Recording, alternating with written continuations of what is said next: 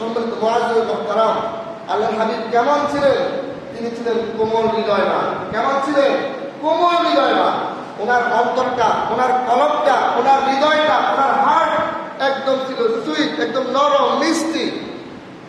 তিনি কাউকে কখনো গালি দেন নাই, কারোর সাথে কখনো কর্কশ ভাষায় কথা বলেন নাই।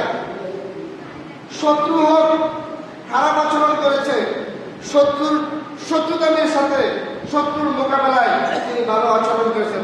সুবহানাল্লাহ। এবং তিনি বলেছেন মানুষের সাথে ভালো আচরণ করা, মুচকি হাসি দিয়ে কথা বলা, প্রত্যেকটা কথার বিনিময়ে রয়েছে সাদাকা পরিমাণ সওয়াব। বলেন না সুবহানাল্লাহ। সুতরাং তিনি ছিলেন বিনয়ী। উনি গালি খেয়েছেন, কিন্তু তার রিপ্লেসমেন্ট হিসেবে তিনি গালির পরিবর্তে গালি দেন নাই। তিনি ভালো কথা বলেছেন, সুন্দর কথা বলেছেন। যে যারা তাকে বুঝে নাই, বুঝার জন্য তিনি সুন্দরভাবে সুনিষ্ঠভাবে তিনি কথা বলেছেন, বুঝিয়ে দিয়েছেন।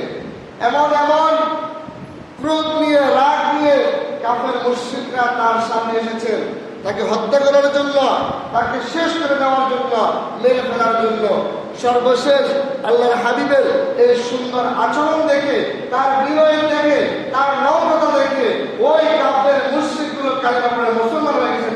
সুবহানাল্লাহ।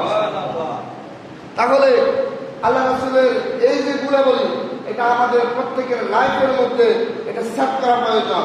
আমাদের মধ্যে বিনয় থাকা প্রয়োজন। আল্লাহ রাসূল বিনয় ছিলেন, তার উম্মত হিসেবে অবশ্যই আমাদেরকে বিনয় হওয়া উচিত, হৃদয়বান হওয়া উচিত, কোমল হৃদয়ের, নরম হৃদয় হওয়া উচিত। আমাদের মধ্যে অনেকে আছে কর্কশভাষী, কথায় কথায় হুটহাট করে গরম হয়ে যায়, মেজাজ খারাপ করে ফেলে, খারাপ ভাষায় কথা বলে, গালিগালাজ করে। এটা কিন্তু নবীর উম্মতের পরিচয় না। সুতরাং আল্লাহ রাসূল যেমন ছিলেন, আল্লাহ নবীর উম্মত হিসেবে আমাদের তেমন হওয়া উচিত।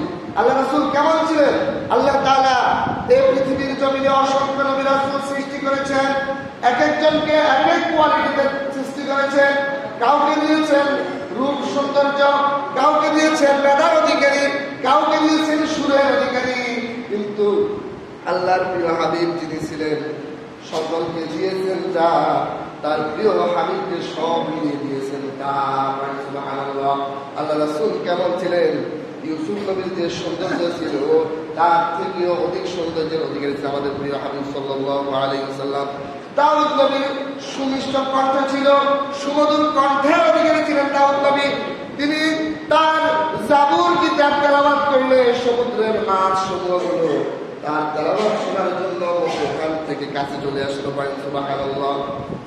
তাহলে ইব্রাহিম আলাইহিস সালামকে ধৈর্য দিয়েছেন, এক একজনকে এক এক কোয়ালিটি সৃষ্টি করেছেন।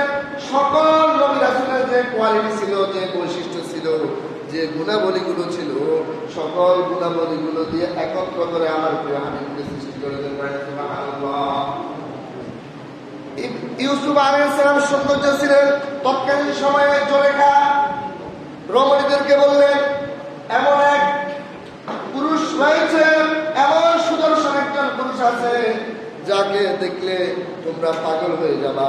আমি ওই পুরুষের জন্য পাগল হয়েছি, তোমরা বিশ্বাস করো না কেমন পুরুষ ছিল। সকলের সামনে এক একটা আপেল করে রাখলেন, একটা ছুরি রাখলেন। এরপর ইউসুফ আলাইহিস সালামকে তাদের সামনে আনা হলো। বলা হলো যখন আনা হবে তখন তোমরা প্রত্যেকে আপেলটাকে কাটবে।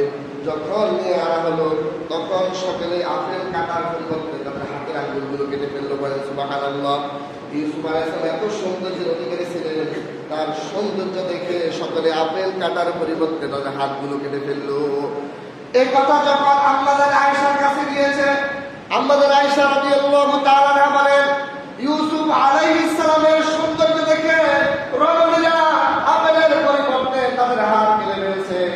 তারা যদি আমার নবীকে দেখতে পেত, তারা শুধু হাত না, তাদের কলিজাগুলো কেটে খালি খালি করে দিত। সুবহানাল্লাহ। আমার রাসূল কেমন সৌন্দর্যের অধিকারী ছিলেন, কেমন মেধাবী ছিলেন, কেমন জ্ঞানের অধিকারী ছিলেন। তিনি বলেন, আমাকে শিক্ষক হিসেবে এই পৃথিবীর জমিনে প্রেরণ করা হয়েছে। তাহলে মানবতার মহান শিক্ষককে আমাদের প্রিয় নবী সাল্লাল্লাহু আলাইহি ওয়াসাল্লাম উনি ছিলেন একদম কোমল হৃদয়ের অধিকারী। তিনি কারোর সাথে কখনো খারাপ ভাষায় কখনো কথা বলতেন না, নরম হৃদয় করে আমাদের কাছে প্রেরণ করেছেন। আল্লাহ পাক লাকাদ জাআকুম রাসূলুম মিন আনফুসিকুম আজিজুন আলাইহি মা আনিতুম হারিসুন আলাইকুম বিল মুমিনিনা রাউফুর রহিম। তিনি বলেন, অবশ্যই তোমাদের মধ্য থেকে তোমাদের কাছে একজন রাসূল এসেছেন, তোমাদের যা বিপন্ন করে তা তার জন্য কষ্টদায়ক, তিনি তোমাদের জন্য মঙ্গলকামী, মুমিনদের জন্য তিনি অত্যন্ত দয়াবান এবং পরম দয়ালু। সুবহানাল্লাহ। যারা অবিশ্বাসী ছিল, কাফের ছিল, তাদের প্রতি তিনি কঠোর ছিলেন, কিন্তু যারা মুমিন তাদের প্রতি অত্যন্ত দয়াবান ছিলেন। তাহলে একজন মুমিন হিসাবে আমাদের উচিত একদম দয়াশীল আচরণ করা, কারোর সাথে কখনো খারাপ আচরণ করা যাবে না। কেউ যদি আমার সাথে খারাপ আচরণও করে, তার পরিবর্তে মন্দের পরিবর্তে আমাকে ভালো আচরণ করতে হবে, এটা শিক্ষা দিচ্ছে মহান আল্লাহ।